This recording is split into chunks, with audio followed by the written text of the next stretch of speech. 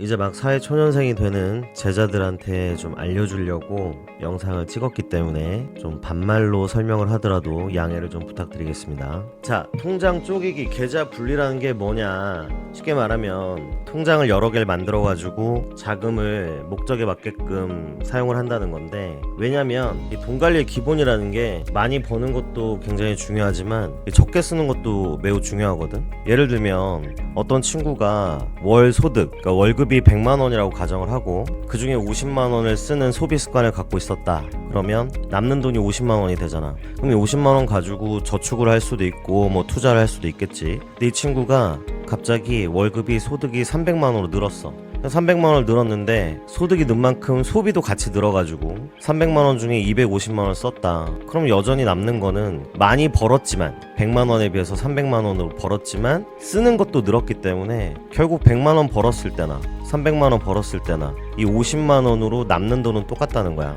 근데 이 친구가 만약에 소득이 300만 원으로 증가를 했는데 소비 습관이 뭐 더 늘어나지 않았다, 좋은 소비 습관을 갖고 있었다고 한다면 50만 원만 쓰고 이제 250만 원이 남겠지. 그럼 이 친구는 돈도 많이 모을 테고 뭐 저축도 할 테고, 이 저축을 통해서 시드머니가 만들어지니까 뭐 그거로 투자도 하면서 좀 더 부를 많이 쌓아갈 수 있을 거야. 결국 통장 쪼개기 또는 계좌를 분리한다는 거는 소비 습관을 만들려고 하는 거지, 뭐 그보다 더 큰 뭐 의미는 없는 것 같아. 어쨌든 중요하다. 자, 통장 쪼개기라는 건 가장 기본적으로 뭐 많이들 알려져 있지만 통장을 기본적으로 뭐 4개에서 5개 정도를 만들어 가지고 유지를 한다는 거야. 그만큼 이제 계좌가 만들어지는 건데, 흐름은 보통 이런 흐름이야. 처음에 이제 월급을 받아. 그러면 월급을 받은 거를 가지고 뭐 일부를 남기든지 아니면 다 비워가지고 가장 핵심이 되는 통장에다가 돈을 집어넣는다는 거야. 여기서 월급 통장이 두 가지로 나뉠 수가 있는데, 만약에 월급 통장을 회사에 입사를 했는데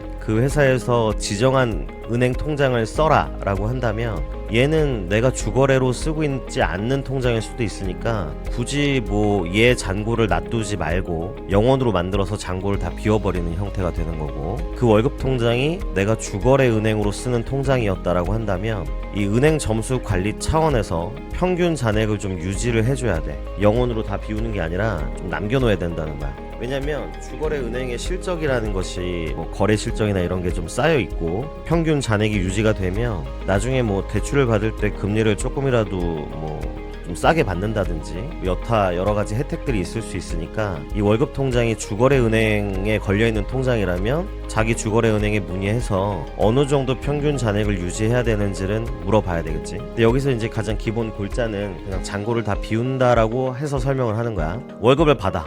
뭐 100만 원이든 200만 원이든 300만 원이든 들어왔어. 그러면 월급 통장은 실제로 이게 수시 입출금 통장이니까 금리가 거의 없잖아. 한 0.1% 정도? 그러니까 여기다가 돈을 쌓아 놔봐야 아무 의미가 없고, 이 돈을 전부 빼가지고 뭐 파킹 통장이라든지 CMA라든지 이런 쪽에다 전부 다 집어넣는 거죠.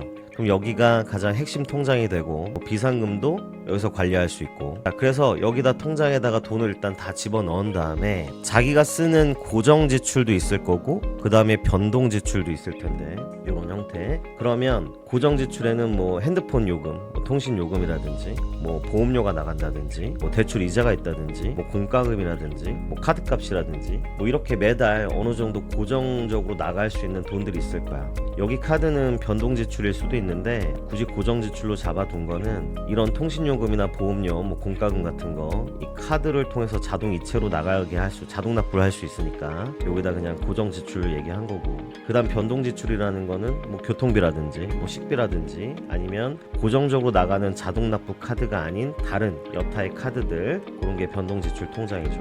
어쨌든 고정 지출은 매달 얼마씩 나가는 게 정해져 있으니까 그 아이들은 여기에 모아놨던 돈으로 제 날짜, 카드값이라든지 뭐 공과금이 이체된다든지 이런 날짜에 맞춰서 여기 파킹 통장에서 돈을 이쪽으로 보내는 거고, 그 다음에 이제 변동 지출을 대비해서 일부 금액도 이 변동 지출 통장에다가 돈을 넣어놓는 거고, 그 다음에 이제 남는 돈이 있다면 뭐 적금이라든지 예금, 뭐 청약, 뭐 연금, 뭐 퇴직연금, 뭐 개인 IRP 같은 거, 아니면 투자, 뭐 주식을 투자한다거나 이런 것들, 것들 요런 쪽으로 돈을 보낸다는 거야. 흐름은 월급 통장에서 파킹 통장으로 왔다가 여기서 일부 소비할 수 있는 형태로 돈이 나가게 되고 남는 돈은 여기다 이제 또 모아둘 수 있다는 거죠. 자, 예를 들면 B라는 친구의 세후 월급이 300만 원이라고 가정을 했을 때 뭐 월세도 있을 수 있고 핸드폰 요금이라든지 뭐 공과금, 관리비, 뭐 보험료도 있을 수 있고 카드로 이런 것들이 자동 납부가 돼서 100만 원 정도의 고정 지출이 발생하고 있다.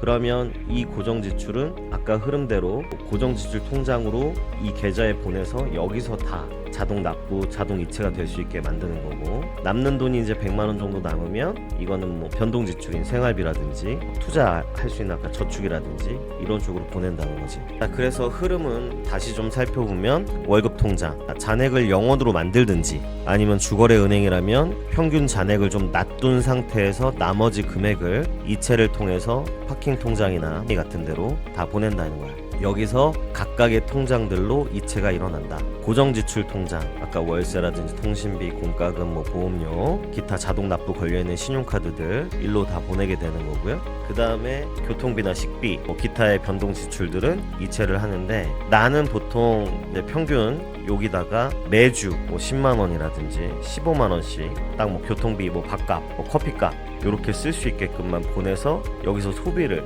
좀 최대한 줄일 수 있도록 관리를 한다는 거고 그 다음에 그래도 남는 돈이 있으면은 뭐 각자 상황에 맞게끔 적금을 들 수도 있고 뭐 정기예금이라든지 뭐 투자를 할 수도 있겠죠. 자, 월급 통장을 좀 살펴보면 아까 얘기했듯이 회사에서 지정된 은행 통장이 있을 수 있고 그 다음에 본인이 쓰고 있는 주거래 은행을 월급 통장으로 쓸 수도 있을 거야. 주거래 은행은 아까도 설명했지만 은행 점수 관리 때문에 평균 잔액을 어느 정도 유지를 해야 되는 거고 그거는 은행마다 조금씩 다르기 때문에 자기 주거래 은행에 문의해서 최소한의 어느 정도 평균 잔액을 이 통장에 유지를 시켜놔야 되느냐 그 정도는 이제 확인을 해봐야 될 테고요. 그 다음 회사 지정 은행이라면 잔고를 전부 다 비워서 여기다 돈을 놔둘 필요가 없지. 내가 이게 주거래 은행도 아니고 나중에 이 은행을 통해서 뭐 대출을 받을 것도 아니고 이 은행에서 뭐 이체를 한다거나 할 필요가 없는 거죠. 가끔 인터넷 보면은 이 월급 통장을 뭐 우리는 지금 흔히 월급 통장이라고 이름을 부르고 있지만 그냥 이 통장이야. 이 통장 수시 입출금 거래가 되는 그 통장을 급여 통장으로 지정을 하면 뭐 타행으로 이체할 때 이체 수수료가 면제 받을 수 있는 그런 혜택들이 있다 이렇게 소개된 글들이 많이 있는데 이거는 반은 맞고 반은 틀려. 은행마다 다 시스템이 달라서 어떤 은행은 아예 뭐 급여 통장을 지정하는 그런 제도가 없는 데도 있고 어느 은행은 특정한 A라는 통장 자체를 급여 통장으로 지정하면 그 급여 통장에 걸려있는 뭐 여러 가지 혜택들이 있을 수 있는데 지금 시중에 나와 있는 모든 은행에 문의를 해보면 이런 급여 통장을 지정하나 안 하나 그런 거에 상관없이 사실은 타행 이체 수수료는 지금 현재 뭐 조건부이든 영구든 다 면제되어 있기 때문에 굳이 뭐 급여 통장으로 지정하거나 급여 통장을 개설할 필요는 없어 보이는데 그래도 은행마다 뭐 급여 통장을 지정해가지고 뭐 조금이라도 혜택을 더 받을 수 있는 게 있다면 뭐 굳이 해도 상관은 없다. 근데 이체 수수료 면제 혜택이 있다라는 이야기는 그냥 지금은 다 이체 수수료가 없다 요 정도. 그 다음에 아까 말했듯이 파킹 통장이나 CMA는 우리가 돈을 관리하거나 모으거나 이 소비 습관을 들이는데 가장 핵심 계좌가 된다. 왜냐면 보통 파킹 통장이나 CMA는 다 하루만 맡겨놔도 이자가 적립되는 일복리 형태를 띠고 있기 때문에 굳이 뭐 다른 통장이나 이런 게 넣어놓는 데보다는 여기다가 돈을 모았다가 여기서 흐름이 발생되는 형태가 가장 좋을 수 있다. 그 다음에 아까 이제 고정지출하고 변동지출을 좀 나눠놨는데 아까 처음에 슬라이드 보면 이 고정지출은 내가 신용카드라고 명시를 해놨고 얘는 체크카드로 쓰는 게 좋겠다라고 밑에 명시를 해놨는데 왜 그러면 나중에 다시 다른 영상에서 설명을 하겠지만 이 연말정산에서 소득공제 때문에 그래. 보통 신용카드는 공제율이 15%고 체크카드는 30%인데 그러면 체크카드를 더 많이 쓰는 것이 30%로 뭐 유리하다 이런 게 있지만 여기서 굳이 다룰 필요는 없고 신용카드하고 체크카드에 신용카드는 얼마를 쓰고 체크카드를 얼마를 소비하는 게 좋으냐는 좀 더 다른 영상에서 좀 자세하게 설명할 기회가 있을 거야. 근데 어쨌든 보험료는 공제 대상이 아니야. 보통 보험료는 세액공제로 들어가기 때문에 소득공제랑 상관이 없어.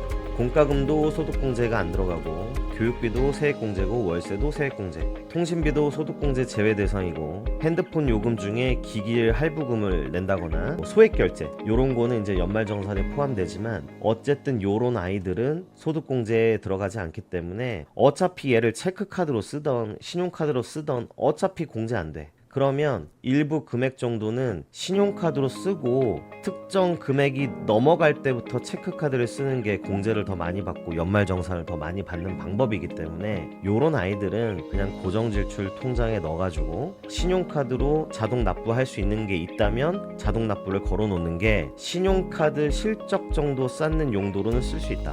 그리고 그 외의 것들은 뭐 여기라고 해도 체크카드를 연결하거나 보통 변동지출 같은 경우는 체크카드로 연결하는 게 훨씬 좋다. 요게 가장 기본적인 통장 쪼개기의 기본 개념이다. 오케이?